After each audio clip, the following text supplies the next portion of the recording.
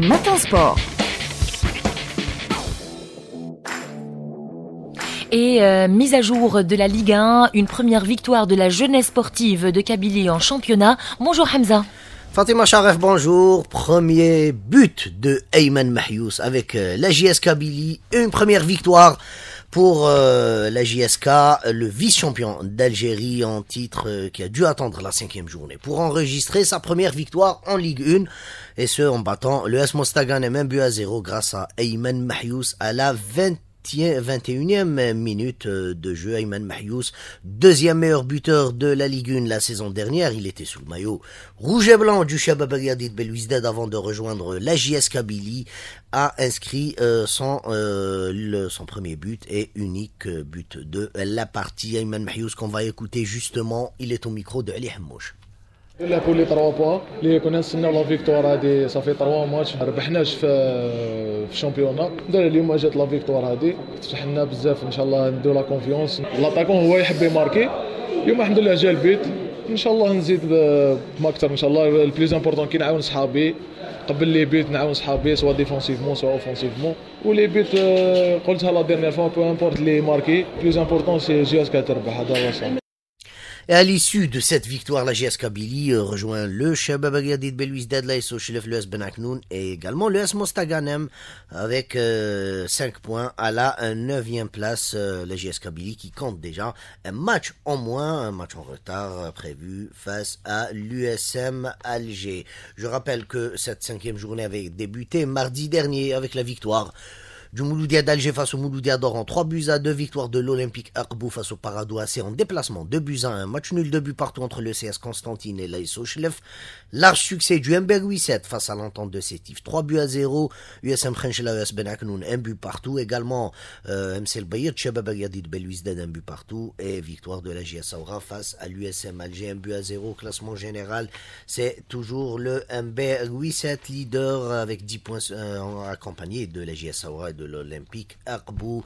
Le Mouloudia d'Alger et le CS Constantine ainsi que le Mouloudia d'Oran viennent juste après avec 7 points. Dans le bas du tableau, le MC El Bayed 15e avec 2 points et le Paradou AC bon dernier avec un seul petit point. La 6e journée est prévu samedi, dimanche et lundi avec 3 rencontres au programme. Samedi à 16h ES Ben Aknoun JS Saoura au stade du 20 août 55 d'Alger, à 17h AS Sochilef Mbergui 7 et à 17h45 au stade Miloud Hetfi d'Oran MC Oran Paradou AC. Le dimanche 28 septembre avec 2 rencontres au programme. Shabab Agadi de Belouizdad CS Constantine au stade du 20 août 55 d'Alger, une rencontre qui aura lieu bien évidemment à huis clos, et Olympique Akbou USM Khenchela à la même heure au stade de l'unité maghrébine de Béjaïa.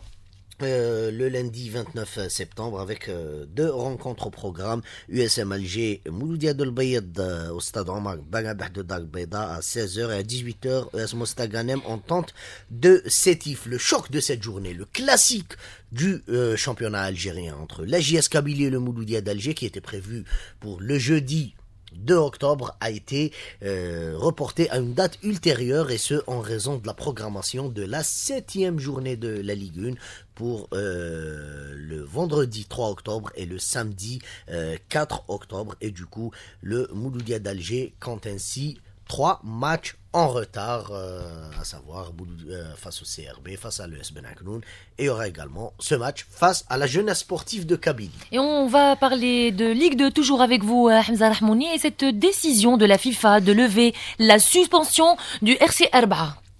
Une décision qui a été prise hier mercredi avec la clôture de la procédure disciplinaire visant le RC L'Arba'a, la FIFA qui a confirmé la levée définitive de l'interdiction de recrutement qui pesait sur le club du RC L'Arba'a, pensionnaire de la Ligue 2 amateur groupe Centre-Ouest. Dans une correspondance de la FIFA à la Fédération algérienne de football, elle a carrément indiqué que le RC L'Arba'a a passé avec succès une évaluation de conformité auprès de la FIFA Clearinghouse, ce qui met fin aux sanctions initialement prononcées par la commission de discipline. La FIFA a invité la Fédération algérienne de football à lever immédiatement la sanction au niveau national. Le RC L'Arba'a avait été empêché rappelons-le, d'enregistrer ses nouvelles recrues estivales, et ce qui l'avait contraint de déclarer forfait lors des 2 premières journées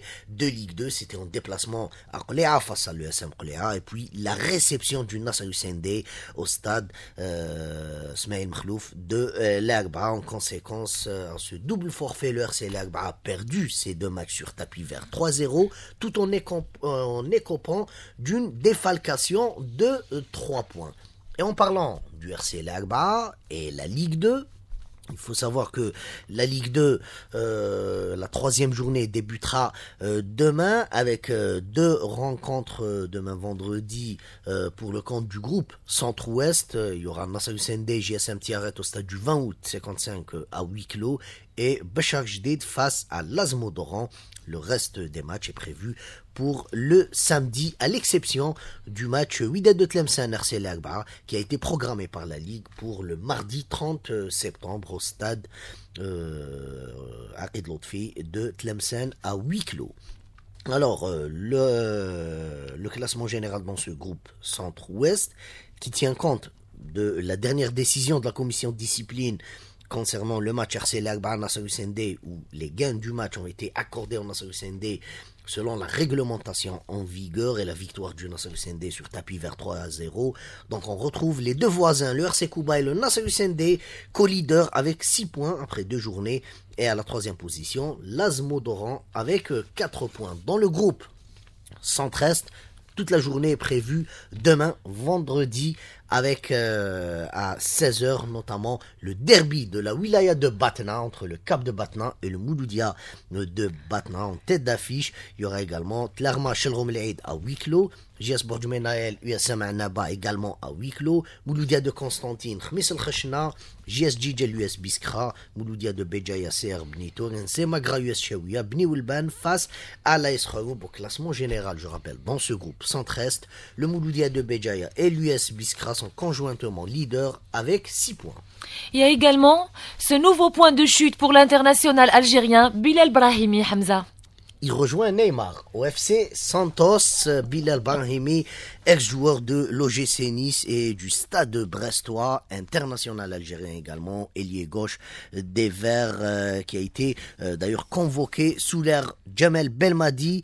Il rejoint le FC Santos, un club pensionnaire de la première division, là où évolue justement la star brésilienne Neymar. Bilal Brahimi, 25 ans, qui compte déjà 4 sélections en équipe nationale. Bilal Brahimi évoluera aux côtés de plusieurs stars, notamment Santos. Il devient le notamment Neymar, il devient le 2e international algérien à évoluer au Brésil après l'attaquant et le meilleur buteur de l'histoire de l'équipe nationale, Islam Slimani, qui avait porté le maillot de Coritiba FC en 2023 pendant 6 mois. Et on va parler handball avec les finales de Supercoupe d'Algérie, messieurs et dames, qui ont été reprogrammées. Elles étaient prévues pour le 26 septembre. Finalement, ces finales de Supercoupe d'Algérie de handball 2025 auront lieu le 17 octobre à la salle Omnisport de Djidjel.